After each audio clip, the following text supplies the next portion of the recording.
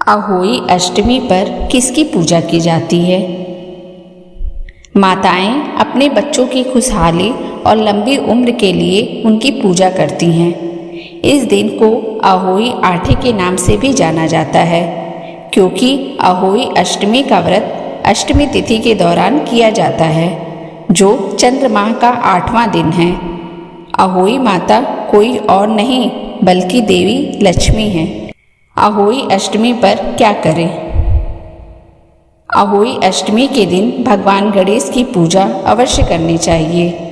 अहोई अष्टमी व्रत तारों को देखकर खोला जाता है। इसके बाद अहोई माता की पूजा की जाती है। इस दिन कथा सुनते समय हाथ में 7 अनाज लेना शुभ माना जाता है। पूजा के बाद यह अनाज किसी गाय को खिलाना चाहिए।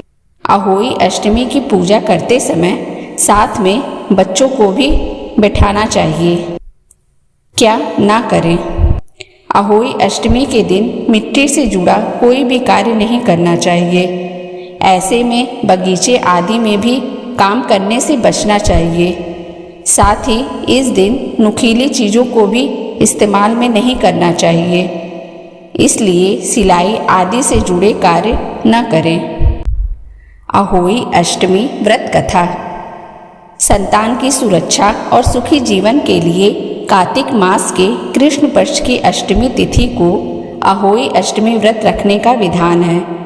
माताएं इस दिन निर्जला व्रत रखती हैं और प्रदोष काल में अहोई माता की विधि विधान से पूजा करती हैं। पूजा के समय में अहोई अष्टमी व्रत कथा अवश्य सुनना चाहिए।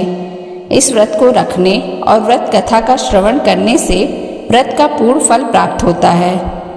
आइए जानते हैं अहोई अष्टमी व्रत कथा के बारे में। एक समय एक नगर में एक साहूकार रहता था। उसका भरा पूरा परिवार था। उसके 7 बेटे, 1 बेटी और 7 बहुएं थीं। दीपावली से कुछ दिन पहले उसकी बेटी अपनी भाभियों संग घर की लिपाई के लिए जंगल से साफ मिट्टी लेने गई। जंगल में मिट्टी निकालते वक्त खुरपी से एक स्याहू का बच्चा मर गया। इस घटना से दुखी होकर स्याहू की माता ने साहूकार की बेटी को कभी भी मां न बनने का श्राप दे दिया।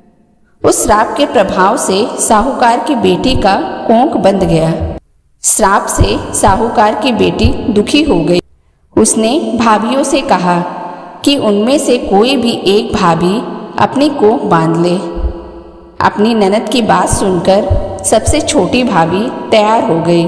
उस श्राप के दुष्प्रभाव से उसकी संतान केवल 7 दिन ही जिंदा रहती थी। जब भी वह कोई बच्चे को जन्म देती, वह 7 दिन में ही मृत्यु को प्राप्त हो जाता था। वह परेशान होकर एक पंडित से मिली और उपाय पूछा। पंडित की सलाह पर उसने सुरही गाय की सेवा करनी शुरू की।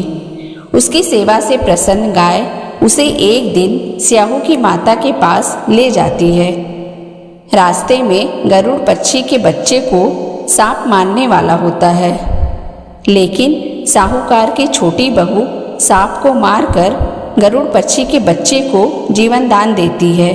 तब तक उस गरुड़ पक्षी की माँ आ जाती है। वह पूरी घटना सुनने के बाद उससे प्रभावित होती है और उसे स्याहू की माता के पास ले जाती है।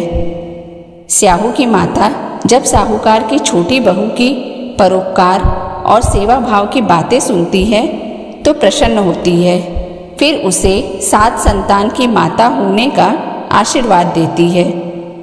आशीर्वाद के प्रभाव से साहूकार की छोटी बहू को 7 बेटे होते हैं, जिससे उसकी 7 बहुएं होती हैं। उसका परिवार बड़ा और भरा पूरा होता है। वह सुखी जीवन व्यतीत करती है। बोलिए अहोई अष्टमी माता की जय।